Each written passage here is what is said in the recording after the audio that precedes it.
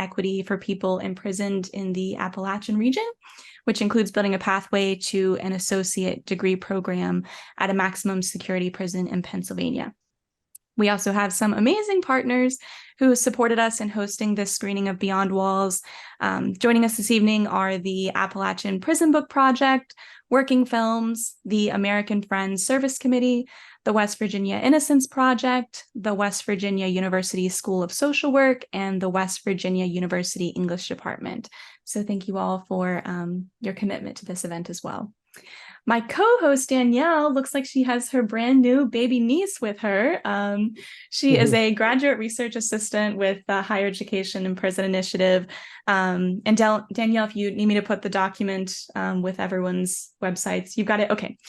She's going to put a document in the chat with the websites of our partners and also the bios of our panelists. So if anyone's interested in checking out their work further or donating time or resources, you can look at that document and find out more.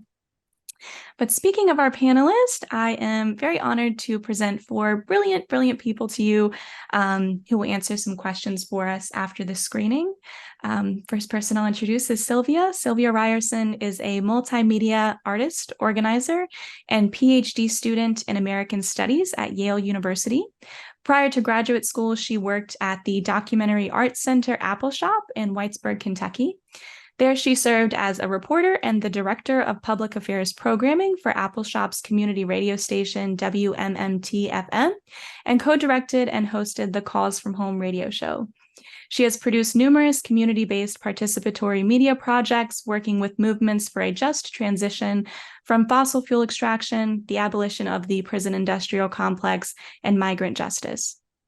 In 2021, she was a recipient for the Docs in Action Film Fund through Working Films to produce and direct her film Calls from Home, which won the Jack Spadaro Documentary Award for Best Nonfiction Film or Television Presentation on Appalachia or its people from the Appalachian Studies Association. And we will be watching that film shortly. Sylvia is also a founding member of the Racial Capitalism and the Carceral State Working Group at Yale and the Building Community, Not Prisons Coalition, currently working to stop the construction of a proposed new federal prison in Letcher County, Kentucky. We also have with us Steven Lazar. Steven is a formerly incarcerated person who was sentenced to die in prison for a crime he did not commit. While caged, he worked in the prison law library, assisting fellow incarcerated people with their legal woes. He also participated in the Inside Out Prison Exchange, earning credits towards a degree, and this was with our Katie Ryan. He also participated, in March of 2023, Mr. Lazar was fully exonerated and released after serving 16 years of his death by incarceration sentence.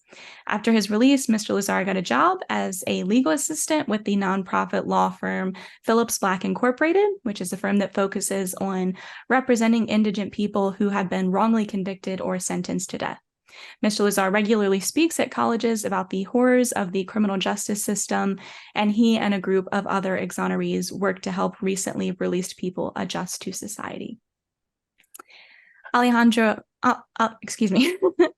Pablos is a reproductive justice community organizer and storyteller at the intersections of mass incarceration and immigration, and who is also fighting deportation for over a decade. On December 11th, 2018, Alejandra was ordered deported by an immigration judge and is appealing that decision with the support of her deportation defense team. The hashtag Keep Ale Free campaign was born out of a crisis and continues out of love in order to build nationwide power through narrative shifting that centers on cultural work and storytelling in hopes of creating pathways of protection for criminalized people.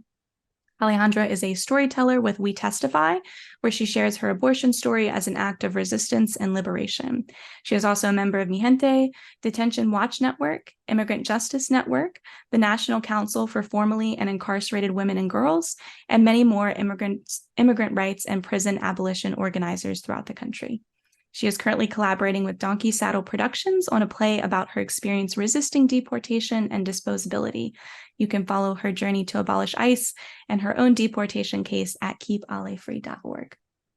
And finally with us, we have Kenneth Mattews. Kenny is a formerly incarcerated person and in long-term recovery. He works as the West Virginia Economic Justice Fellow for the American Friends Service Committee. His passion is educating legislature members in all things recovery, reentry, and criminal justice. He uses his lived experience of over 17 and a half years within the criminal justice system to create change. We have, you can tell, some really cool people with us this evening. So thank you all for being here. And we're very lucky to have you with us. I do also want to take a moment to save some space for a very dear friend who was supposed to join us this evening on the panel. Darren Lester was our re-entry coordinator for the Higher Education in Prison Initiative, and he passed earlier this month after an extended illness complicated by his time in prison. Darren was a light in our community, and he achieved so much in bringing people together and inspiring us to be better and do better. So he would really love this event. We wish he could be here with us this evening, but we're very honored to host this event in his memory.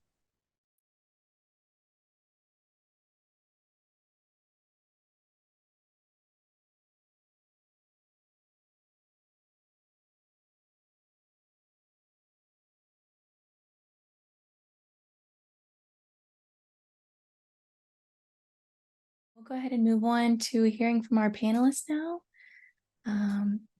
Everyone will need to turn their video back on if you're able to. Sylvia, you're on your Amtrak. Yeah.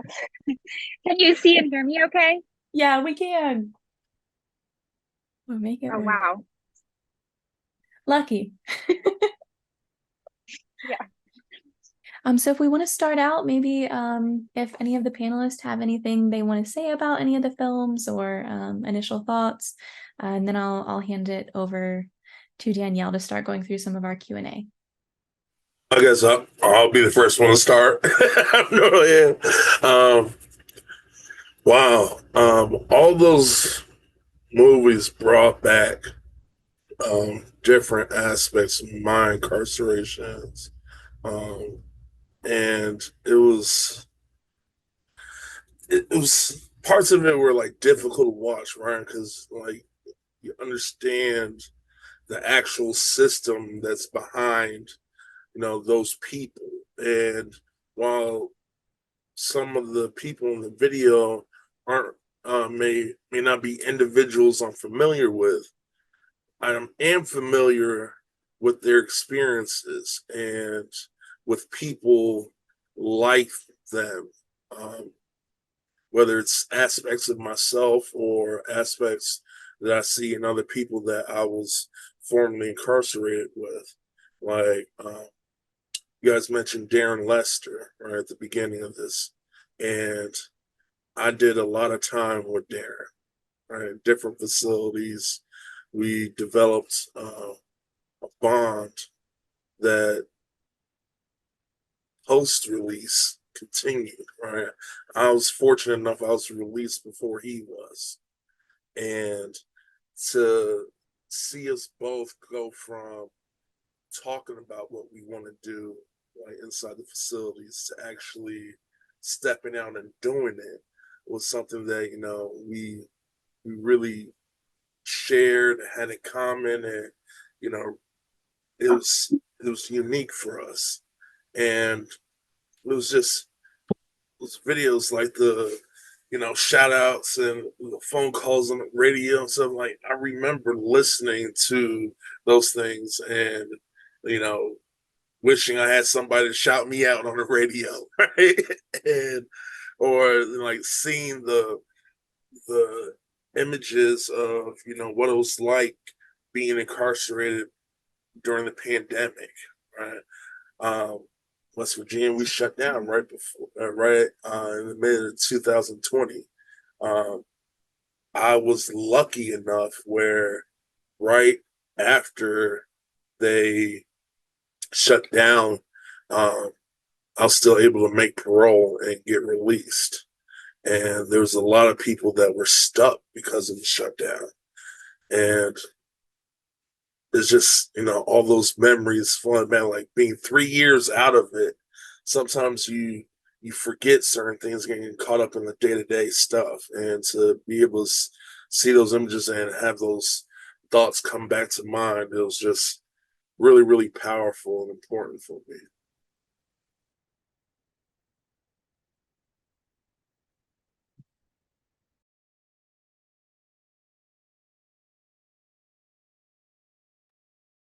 I echo everything Kenny just said. It was really, at times I was catching myself like jerking back a little tears because it's just so intense, especially seeing, those guys,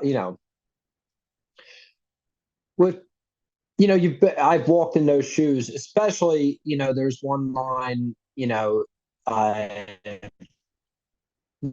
loved ones and spouses in the van on the way to see the guys, and they're just outraged over these sentences, and even they can't believe it. They're like, "Hold on, wait, what?"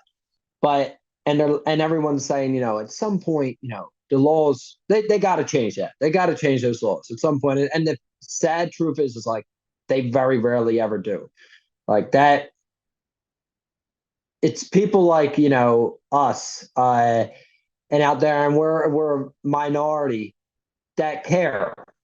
You know what I mean? The vast majority, and there's comments from the Supreme Court that says like this is just not a matter that most people just don't give a damn, and it's because they don't know. They don't know, the outrageous sentences people are receiving. I think with the pandemic, more stuff has come out recently. But if you're not in particular circles, they don't, people don't care. It's just I don't know, that portion stuck out to me. Like everyone's sharing their outrage, but it's like, and someone's got to do something about this. And it's like, yeah, they should, but that's not the way it works, And I'm just, me particularly, like, I try to use my sphere of influence to just tell people, yo, hey, this, and like, say they just, it's not a matter, say they don't care about, like, not that they don't care, like, let's just say they don't care about the treatment of prisoners. So I know that's not something that's gonna, I spark their interest. I'll say something like, what's crazy? It costs like $44,000 to keep one prisoner in prison. You know what I mean? And that might that might wait, what? It's just, yeah. And just on our comment, I was just especially. I loved each video. Each video, like the first one, I'm like, this is wow, this dynamite. And the next one came out. They were all just spectacular. But the artistic creativity that went into these is just like mind-boggling. I was very, very impressed, and I thoroughly enjoyed every one of them. Sure. What's up, everyone? Hey, thanks, Steven and Kenny, for sharing. Thanks for the organizers. Again, Alejandra here, pronounced she and her. I think overall, I'm just like, I was writing so many notes. I'm just like, oh my goodness, all of these things that I think also we're learning from folks that have been inside state, federal prisons, county jails. As somebody who's been detained the longest of my time in a private immigration detention center, I'm just like, y'all already have the framework, the toolkit, the guide. So I was just like really taking notes, and I was really feeling held by these films from being somebody that's been inside regular, and also state prisons in Arizona, women prisons, but also on the other side of having folks who I love that have been detained, that I've had to come and visit, that I've seen, take ride shares. I used to have a loved one in upstate New York, and seeing the families do these ride shares from the city, the New York City, to me was mind blowing. The dedication, the commitment, the love that we have for our people, and also how much violation is on the bodies of our families, right? Also, as they're coming to try and show us some love and support us, all the violence that they go through as well when they're inside. So overall, I'm just like really taking notes. And it also made me really sad about the lack of all of these different resources for folks in immigration prison, right? Like we had the first movie showing, programming, videos being created inside, right? The idea in immigration prisons is that they're just ready to deport people, right? The judges are ready to deport people. A lot of us already have came from a prison, a county jail, a border, an ICE, a hielera, an ICE box, right? We call those a lot of like processing centers where immigrants and migrant people are being held. And the idea is that there doesn't have to be a lot of social investment or any programming or English classes or anything, right? Because folks are going to be going out. But if us as the immigrant rights movement are fighting for folks to stay home because we know folks have the right to remain, we know folks have families here that have been divided by borders, right? By state violence, by imperialism, we should be fighting for these services for folks inside at the same time as obviously we're working to abolish them. But I do think that a lot of these services inside are so helpful and so healing to people. So it just kind of made me a little bit sad, but I really agree that we're also in these silos kind of sometimes when it comes to criminal justice, right? Incarceration, mass incarceration, and folks trying to abolish, but also the immigrant rights folks. We're also asking for large scale, releases and moratoriums, right? No transfers as well. So I just also saw so many similarities. So really excited to answer some questions. I have a lot more to share. I also have a detention center in Arizona where I was detained for 2 years, and it's an hour away from my city. And now that I'm back home, I'm just I need to do ride shares for folks in Eloy. A lot of people are not going to be able to visit their loved ones because you need ID and documentation. My cousins weren't able to visit me either because they had tattoos, right? So all of these things that happened there too. Anyways, I'm I need to start ride shares so then we can support people, start meeting people inside again. Anyways, it was just really, really informative for me. So I'm really excited to chat a little bit more. I'll stop right there.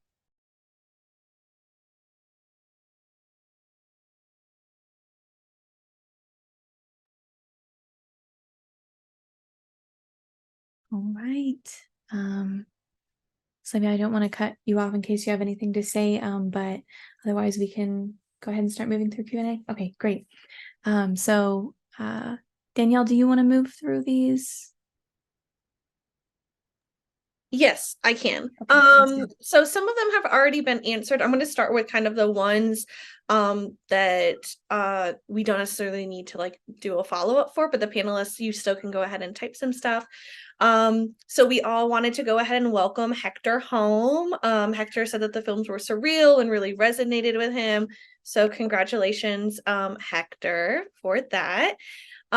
Two people had asked, I believe it was Amanda and someone else had asked more about the films. So Destiny in the chat had went ahead and posted where you can get the film names. Destiny also shared the working the Beyond Walls website, which that's a really great resource. I know Sylvia also went ahead and reshared that. If you go onto that webpage, you'll see that there is going to be a tab just for information on the films, a tab just for resources. There's even future screenings and how you can even host a screening yourself. So that's going to be a really great resource for anyone that's here, or if you wanted to even go ahead and share that information with other people who couldn't attend tonight. And we are going to also include that whenever we do the follow-up email to you all. Okay, so I got that. Allison had asked about the rideshare and if it's still happening. Sylvia, did you want to go ahead and say a little bit more about that? Yeah, thank you so much. Can you hear me okay? Can you hear me? Hello? Yeah, we can hear you fine. Oh, great. Okay, thank you. Sorry.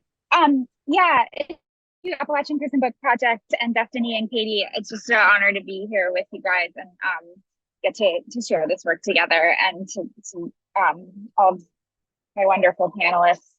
Yeah, so the ride share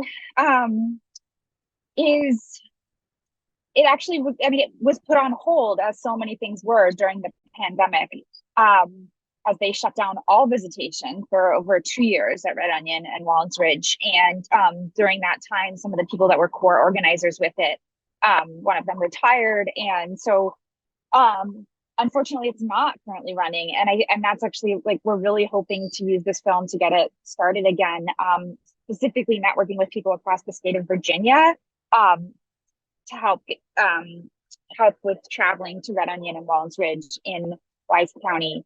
So if you're interested and you're based in Virginia or have connections there, please reach out. I put my email in the chat, and I mean, it's I think one of the most impactful and complicated. It takes a ton of work, and I think just after everybody's points about how much work this all requires, labor it requires on family members to support. And yeah, and I wanted to say thank you, Alejandra, for your note about ride shares. And I think just like that's yeah, I don't know, like if anything, like so I'm excited to talk with the APB because it's all about like how do we support these inside out communications, whether it's sending books or radio messages or ride shares. And so just like really concrete things that then make possible all these other kinds of organizing. So thank you all.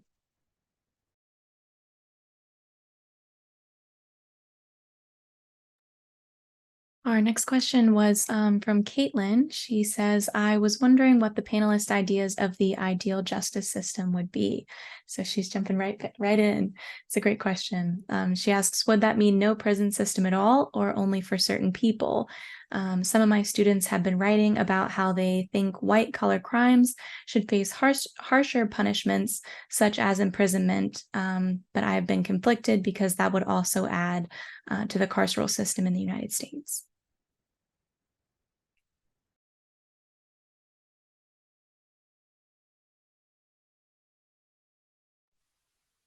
This is that's on me a kind of double-edged sword question, right? Because if you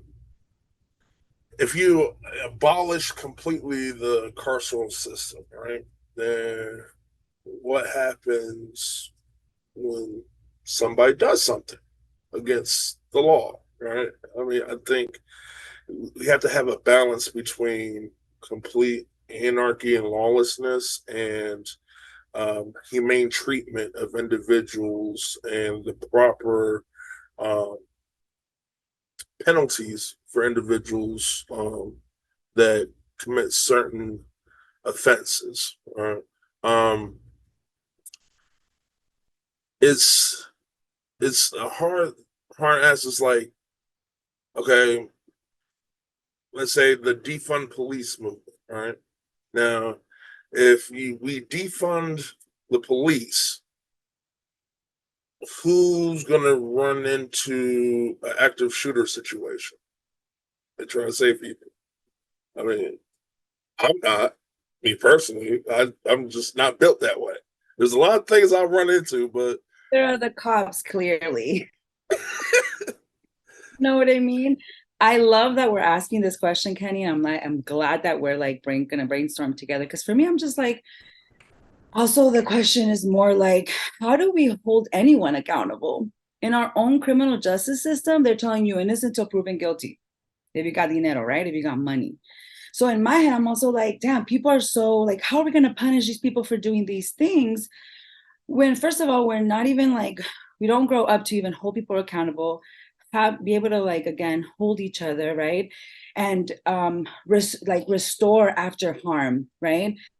So I think learning from critical resistance and just the way that we're, again, holding each other accountable is one big key thing when we talk about stuff like this. I think for the most part, I think, just in my head, when folks are talking about, let's see, how are we going to deal things with defunding the police means for me, more money for us. So if we're giving more money for people, right, that's not going to la policía, then there's more resources, more jobs, more, right? There's more investment in community. We create desperate people. We create like situations for violence, right? I think so. I think we need to like really like transform the way we're asking the questions and what we're actually talking about. Because I know if my community was like given all the resources that we need, we wouldn't have to be sometimes out in the streets doing whatever, right, that we're talking about. People talk about, oh, y'all just want free borders, you immigrants or whatever, right? And I'm like, well, white people already have them. I want what they want. They don't have cops in their schools. They don't have cops in their grocery stores. I see hella citizens in Mexico all day, right? Like, we don't get that. You get to travel it, right? I want that for us. And I'm not ashamed to ask for it. I'm not ashamed of the experience that the US like imperialism system put me through, right? And I'm going to investigate. I'm going to ask more questions. Like, why do we have this law and order within a system itself that's corrupt, right? So I think we really have to like transform those conversations and kind of reshape our questions maybe. So I'm just like really excited to keep talking about this, you know, and yeah, defunding the police means less migra, less violence in our community, less people getting shot for being unhoused, right? Like it's just, it's ongoing, but I'll stop there because we can talk more. I would just say, I always looked at this like, you know, crime is a symptom of something greater, particularly like poverty. Like we always look at like crime's the problem, and it's like, no, something causes crime. Like, why are people stealing? Because they're broke and there's not, you know, investments in different communities. I down to so I always like, I feel like the proper context is important. Because it's like, all right, so if you don't have this system, what is it? Just a bunch of lawlessness? And it's like, no, it's actually doing the hard work to make it that people don't, you know, get involved, you know, into these situations. And yeah, it is like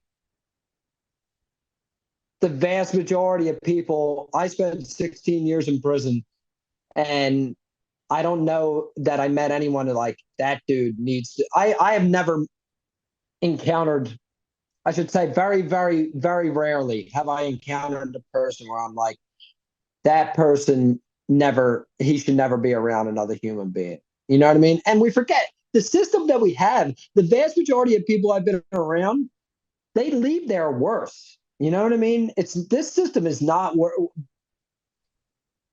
what we have now is not working, right? So it's people leaving, coming, you know, more, you know, I've seen people go to prison and leave hooked on drugs. You know, there is no rehabilitation in prison. Anything good that I did in prison is completely in spite of it. You will never hear me attribute anything that the prison system did to anything good. The people I met in there, the prisoners I met in there, they built me up, right? You know, Craig Elias, you know, a couple really spectacular people. You're surrounded by the most racist people you've ever met in your life. You know, they strip search you and just demean you. How would you leave that place and like, and say, okay, now I'll be a productive member of society? In some states, many states, you can't even vote. You're not even a member of society when you leave. So, I mean, I think a better system would take a lot of work, and it's really getting to the root causes of crime is what I would say. Yeah, thank you all for those answers. That was great. And we can keep coming back to this, like Alejandra said, and keep brainstorming together tonight. Our next question is from Leanne. She says, powerful films. I'm coming in from Australia and can see the international relativity. Would love to hear from the panelists with their thoughts on the international perspective of abolition.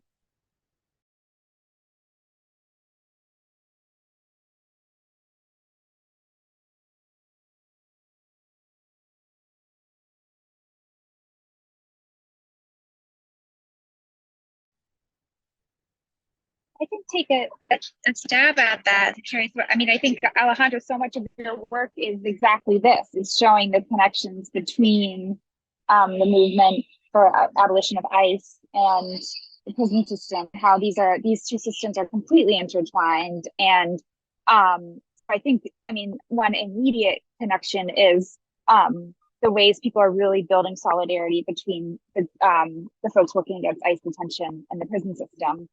I think there's a deep history in the prison abolitionist movement from the 80s and 90s. If you look back at Angela Davis's work, Our Prisons Obsolete, that's very much rooted in, you know, you can't really separate the prison industrial complex in the United States with our military industrial complex across the globe.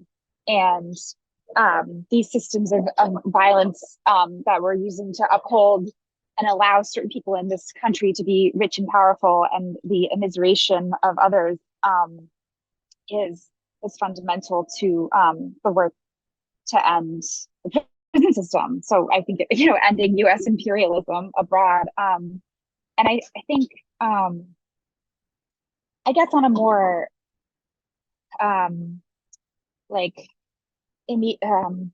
sort of ground level, I think that abolition also is really grounded in a politics of that responding like with vengeance when confronted with real harm, that we have to find ways that are not just responding based on retaliation and vengeance, and that doesn't allow for healing for anyone. And so I think that's a commitment we need now more than ever right now.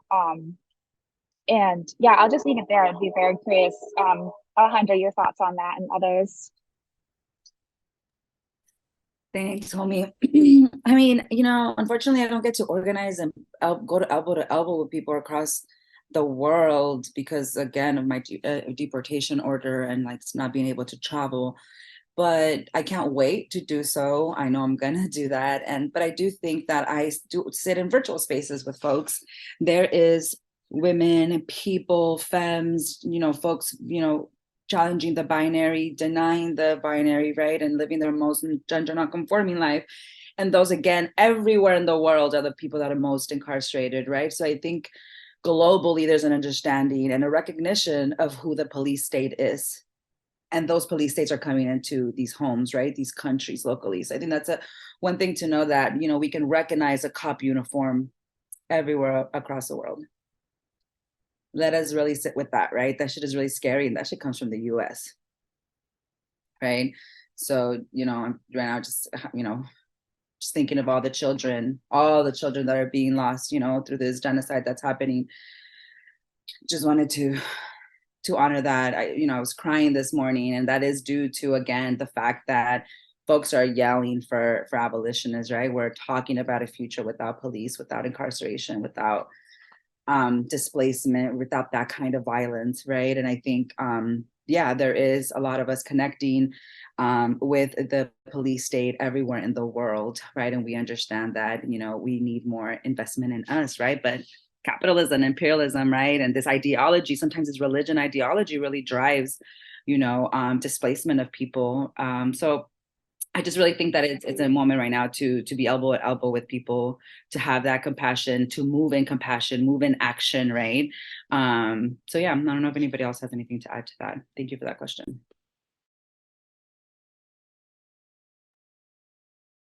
Yeah, those are both so great.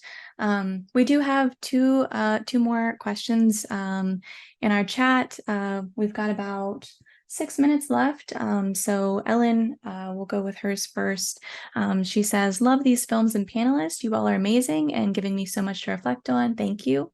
If there's time for this question for people teaching in prison or supporting higher education programs in prison, what should we keep in mind as we work inside or within prison systems to give access? What should we keep in mind as we work inside to give access to these opportunities inside? Well, the first thing is keep in mind the administration is going to fight you tooth and nail like the whole step of the way, and they will do everything in their power to stop you from educating or lifting up those that are incarcerated. They'll do things where they'll say you can't bring in certain materials, they can't read certain materials, they can't have access to certain things. They'll even try to throw off your classes and say, hey, we're short staffed today, so you can't have your classes. So just like keep that in mind, that you're trying to empower people inside of a system to basically arm themselves against a system that wants them deaf, dumb, and blind, and wants those around to not care or to other them. Besides, LGBTQI and those in, recovery from substance use disorder, the prison population, those formerly incarcerated are the most othered people in the world. You can't go to certain countries if you've had any type of criminal conviction. So there's a lot that's going to be going up against you. So it's just keep your resolve. Like, don't let them try to beat you down. I'm not trying to go to that country that don't want me there anyways.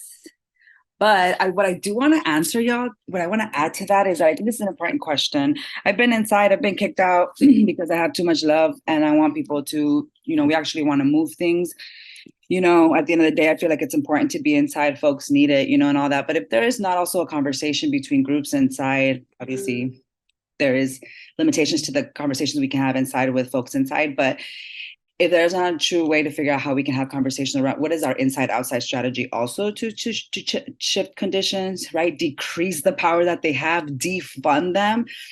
I just think we need more from groups, Again, I'm not inside, so I'm not going to ever say like, oh, y'all need to do something that's going to get you kicked out. But I do think that we need to keep being creative around how we're talking to outside people. How are we connecting to outside people, other groups that might be protesting this prison? There might be organizing for other stuff to defund it, right? Like, is that the Department of Corrections you're working in? Or is that a part of the conversation at the local budget work? Because I know there's local budget work happening in your state, right? People are talking about defunding, right, the police and getting money back into the communities, right? That conversation needs to be there. So I feel like if people are going inside, y'all have the responsibility to be thinking of an inside strategy to also help shift the power and decrease the power there, right? And start, again, getting mass releases out. Y'all heard it from these film people. People are talking about mass releases. So we also got to be a part of those tactics and strategies on the outside.